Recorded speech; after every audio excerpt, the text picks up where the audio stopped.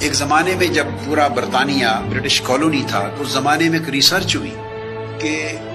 ایسی اقدامات کون سے ہیں جو کیے جائیں کہ اسلام دوبارہ ابھر نہ سکے، اسلام دوبارہ لیونگ فورس نہ بن سکے، دوبارہ اسلام ڈومیننٹ نہ ہو سکے دنیا میں، اور مسلمان اپنے ایمانی جذبے کے ساتھ پھر ایک زندہ قوم نہ بن سکے، بس ایسے مردوں کی طرح رہیں، نماز پڑھیں، جیسے ہم لوگ چرچ میں جاتے ہیں تو یہ مسجدوں میں جائیں، جیسے ہماری ایک بائبل ہے، ان کا ایک قرآن مجید ہو، بس برکت کے لیے دیکھ لیا، بچیوں کو جہیز میں دے دیا، قسم کھانے کے لیے جھوٹی سچی قسم کے لیے اٹھا لیا، تو ایسے استعمال رہ جائیں قرآن مجید کے، اس کا دخل ہمارے بنیادی عقیدے اور عملی زندگی میں نہ رہے، تو لیونگ فورس نہ رہے اسلام، تو کیا طریقہ کیا جائے؟ ایک بڑی ایکسٹینسو ریسرچ ہوئی، تو ریسرچ کے نتیجے میں ایک پیپر سبمٹ ہوا اتھارٹیز کو، اور اس کے اوپر ایک پالیسی بنائی گئی۔ وہ ڈاکیومنٹس پرانے ریکارڈ پر ہیں، میں نے ان کے ریفرنسز پورے دے کر اسٹڈی کر کے میں نے اپنی کتابوں میں چھاپا ہے، میری کتابوں میں اس کے پورے ریفرنسز درج ہیں۔ ختم نبوت پہ خاص طور پہ جو بڑی کتاب ہے میری، اس کے اندر یہ پوری تفصیل درج ہے۔ اس میں فائنڈنگز ہوئی، اور جو ریسرچ کے بعد رپورٹ سبمٹ ہوئی، دو نقطے ان پر اتفاق کر کے رپورٹ نے، بڑے ریسرچرز تھے، سروے ہوئے اور دو نقطوں پر اتفاق ہوا، اور جو پالیسی وضع ہوئی اور پھر اس پالیسی کو ایگزیکیوٹ کیا گیا، دو چیزوں پر مشتمل وہ پالیسی تھی۔ انہوں نے کہا اگر دو چیزیں ہم اچیو کر لیں، دو آبجیکٹیوز، تو امت جیتے جی مردہ امت ہو جائے۔ وہ دو چیزیں کیا؟ انہوں نے بتایا کہ ایک، ان کے نظام تعلیم کو تبدیل کر دیا جائے، ان کے نظام تعلیم کو ٹوٹلی سیکولرائز کر دیا جائے اور دو حصے کر دیے جائیں، ریلیجیس ایجوکیشن کو سیپریٹ کر دیا جائے، اسے مسجد اور مدرسہ میں بند کر دیا جائے، صرف اس کو حاصل کرنے والے مولوی بنے، اور تمام modern scientific secular social education جتنے ماڈرن سبجیکٹس اور سائنسز ہیں ان کو سیپریٹ کر دے، سکولوں کالجوں یونیورسٹیوں میں وہ رائج کر دی جائے۔ یہ 250 سال سے قبل جب یہ پالیسی رائج ہوئی، اس سے پہلے پوری دنیا اسلام میں سسٹم آف ایجوکیشن ایک یونٹ ہوتا تھا، اس کے دو حصے نہیں تھے، ایک ہی نظام تعلیم ہوتا تھا، اسی میں تفسیر پڑھتے، اسی میں حدیث، اسی میں فقہ، اسی میں امبریالوجی، اسی میں کوسمولوجی، اسی میں فزکس، اسی میں ایسٹرو فزکس، اسی میں اسٹرونومی، اسی میں باٹنی، اسی میں بیالوجی، اسی میں تمام نیچرل سائنسز، ہیومن سائنسز، اسی میں تمام علوم اور فنون پڑھتے تھے۔ اسی ایک ہی ادارے سے امام غزالی بھی پیدا ہوتے، اور اسی ایک ہی ادارے سے جابر بن حیان جو کیمسٹری کا بانی ہے وہ بھی اسی ادارے سے پیدا ہوتا تھا۔ تو انہوں نے یہ رپورٹ کر کے ایک پالیسی وضع کی کہ ایک تو مسلمانوں کے سسٹم آف ایجوکیشن کو چینج کر دیں، جو دین پڑھیں وہ نیرے مولوی بن جائیں،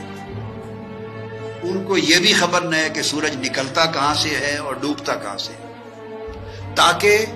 دین پڑھنے والے اور دین جاننے والے دنیا کی جو رفتار تیزی سے آگے ترقی کی بڑھ رہی ہے اس میں پیچھے رہ جائیں، اور لوگ ان سے صرف جنازے پڑھائیں، نکاح پڑھائیں، پنجگانہ نماز پڑھائیں، جمعہ پڑھائیں، مسئلے پوچھیں شریعت کے، دین کے، ذاتی، نجی، بس اتنے کام کے رہ جائیں، اور باقی جو پوری سوشو پولیٹیکل، اکنامک اور سائنٹیفک ڈیولپمنٹس ہیں ان سے ان کا تعلق کٹ جائے۔ نتیجتاً وہ سوسائٹی میں سیکنڈ ریٹ سٹیزنز بن جائیں، تھرڈ کلاس سٹیزنز بن جائیں، پیچھے رہ جائیں، اور جدید جو دنیا کی ترقی ہے اس کو کمپیٹ نہ کر سکے، میٹ ود نہ کر سکے۔ اور دوسری سازش جو مین ہوئی بڑی، انہوں نے کہا اگر امت مسلمہ کو مردہ امت بنانا چاہتے ہیں، مردہ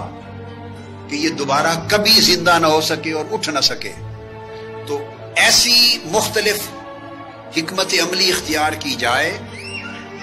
ان کے عقیدے میں، ان کے مدرسوں میں، ان کی تبلیغ میں، ان کے دین کے کنسیپشن میں، پرسیپشن میں ایسی پالیسیاں اختیار کی جائیں کہ ان کے دلوں سے رسول پاک صلی اللہ علیہ وسلم کا عشق و محبت اور ادب، تعظیم اور احترام وہ دل سے نکال لیا جائے۔ امت میں تفرقہ ہو جائے، ہر ایک کو مشرک بنا دیں، بدعتی بنا دیں، اور حضور علیہ السلام کے عشق اور محبت کو شخصیت پرستی کا نام دے دیں، ادب اور احترام کو شرک کا نام دے دیں، حضور کی ذات سے قلبی محبت اور قلبی لگاؤ کو توڑ دیا جائے، صرف پیروی کا تک تعلق رہ جائے، اطاعت تک تعلق رہ جائے، اتباع تک تعلق رہ جائے، نماز میں پیروی کرو، روزے میں پیروی کرو، سنت میں پیروی کرو، ظاہر سیرت میں پیروی کرو، شکل و صورت میں پیروی کرو، تعلیم میں پیروی کرو، تو ظاہری زندگی کے دعوت، تبلیغ، عمل، نماز، روزہ، حج، زکوٰۃ، واعظ، خطاب، تفسیر، ان چیزوں میں پیروی کریں، اور یہ ساری پیروی اوپر رہے، یہ عشق میں نہ بدلے، محبت میں نہ بدلے، ادب میں نہ بدلے، تعظیم میں نہ بدلے، اکرام میں نہ بدلے، وہ جو قلب و روح کا تعلق ہے وہ تار ٹوٹ جائے، ان کے دلوں میں حضور کی عظمت نہ ہو، ان کے دل و روح میں، ذہنوں میں حضور کا ادب نہ ہو، آقا کی ساری کائنات سے بلند حیثیت وہ نہ ہو، اپنے جیسا سمجھنے لگے، تھوڑا سا اونچا نبی اور پیغمبر کی حیثیت سے، اور حضور کی ذات پر بحثیں کریں، یہ علم تھا، یہ علم نہیں تھا، یہ پتہ تھا، یہ پتہ نہیں تھا، میلاد نہیں کرنا چاہیے، کرنا چاہیے، سلام پڑھیں نہ پڑھیں، تو ایسی بحثیں، ڈیبیٹس کریٹ کر دیں، ڈیبیٹس حضور علیہ السلام کی ذات پاک سے متعلق، تاکہ لوگ بلائنڈ فیتھ کے ساتھ اپنے پیغمبر سے عشق اور محبت کر کے فنا ہونے کی بجائے بات بات میں ڈسکشن اور آرگیومنٹ شروع کر دیں، تکرار شروع کر دیں، بحثیں شروع کر دیں۔ جس چیز پہ تکرار شروع ہو جائے وہاں دل کا رشتہ ٹوٹ جاتا ہے، دماغ کا رشتہ قائم ہو جاتا ہے۔ آپ آزما لیں، یہ آج تک یہ میڈیا کا پروپیگنڈا کا فلسفہ یہ ہے، پروپیگنڈا کا فلسفہ یہ ہے، کوئی شخص آپ کا ہیرو ہو، آپ اس کو زندگی 20 سال سے اپنے ملک اور قوم کا ہیرو سمجھتے ہو کسی کو، اور اس شخص کا نام بھی احترام کی علامت ہو آپ کے ملک میں، آپ کی قوم میں، اس کو ہیرو تصور کیا جاتا ہو، عزت اور احترام ہو پوری قوم میں، تو آپ چاہیں کسی کانسیپٹ کو ختم کرنے کے لیے تو ایک اس کے خلاف پروپیگنڈا کر کے، اس کو میڈیا کریکٹر اسیسینیشن کہتے ہیں، اس کے خلاف ایک مہم چلا دیں، اس پر کوئی الزام لگا دیں، کوئی تہمت لگا دیں، اس کے بارے میں کوئی سٹوریاں گھڑ کے میڈیا میں چلا دیں، ٹی وی پر، اخبارات میں، اور ہفتے 10 دن 15-20 دن میں اتنا گندا کر دیں اس کے بارے میں الزامات لگا لگا کے کہ جو صبح اخبار اٹھائے کہے استغفر اللہ، یار یہ شخص ایسا تھا، ہم تو پوجا کرتے تھے اس کی، ہم تو اس کو ہیرو مانتے تھے، یہ کرتا رہا ہے، یہ ان چیزوں میں ملوث ہے۔ تو جو اخبار اٹھائے تو اس میں ایسی کوئی سٹوری، کوئی انٹرویو، کوئی سٹیٹمنٹ، کوئی تماشا ہو، بس 15-20 دن کے بعد کوئی اس کو برا مانے یا نہ مانے، مگر ایمان سے کہیے ہیرو کا امیج برقرار رہے گا؟ بولیے، بالکل ڈسٹورٹ کر کے رکھ دیں گے۔ بس انہوں نے یہ کیا کہ اپنے پیغمبر کے ساتھ اور برگزیدہ ہستیوں کے ساتھ جن سے اسپریچول انسپائریشن ملتی ہے، جن سے اسپریچول انسپائریشن ملتی ہے، جن کے نام سے آپ موٹیویٹ ہوتے ہیں، جن کے عشق اور محبت کا تصور آپ کے جذبہ کو گرما دیتا ہے، آپ سب کچھ لٹا دینے پر تیار ہو جاتے ہیں، آپ کٹ مرنے پہ تیار ہو جاتے ہیں، تن من دھن لٹا دیتے ہیں،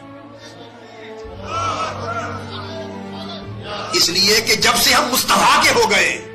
جب سے جینا مرنا مصطفیٰ کے نام کر دیا ہے، سب رشتے نیچے رہ گئے ہیں، اب وہی رشتہ ہمارا رشتہ ہے جو مصطفیٰ کی غلامی میں ہے، وہ جو مصطفیٰ کا وفادار ہے وہی ہمارا رشتہ ہے، جو مصطفیٰ سے بے وفا ہے وہ ہمارا رشتہ ہی نہیں۔ تو یہ ایک پیمانہ تھا، یہ ایک پیمانہ تھا جس پر وہ لٹتے تھے،